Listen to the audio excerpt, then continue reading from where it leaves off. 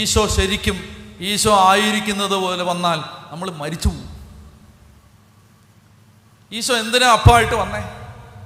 അതായത് നമ്മുടെ അകത്ത് നമുക്കൊരു സങ്കോചവും ഇല്ലാതെ ഒരു മടി, നിങ്ങൾ ഈ ബ്ലഡ് ഊസ് ചെയ്യുന്ന, ബ്ലഡ് ഇങ്ങനെ ഊർന്നൊഴുകുന്ന ഒരു മാംസ കഷണമായിട്ടാണ് ഈശോ വരുന്നതെങ്കിൽ നിങ്ങൾ പറയില്ല എന്ന് പറഞ്ഞ അറപ്പ് കാണിക്കില്ലേ?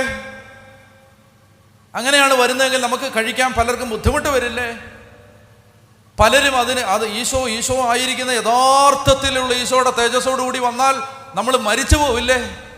അതുകൊണ്ടാണ് ഈശോ എന്ത് ചെയ്തു? നമുക്ക് ഒരു ഭയപ്പാടും ഉണ്ടാകാത്ത വിധം അത്ര സോഫ്റ്റായ ഒരപ്പമായി ഈശോ വന്നത്. അപ്പോ മഹത്വം ശരിക്കും ഇല്ലാത്തത് കൊണ്ടല്ല, മഹത്വം മറച്ചു പിടിച്ചത് കൊണ്ടാണ്.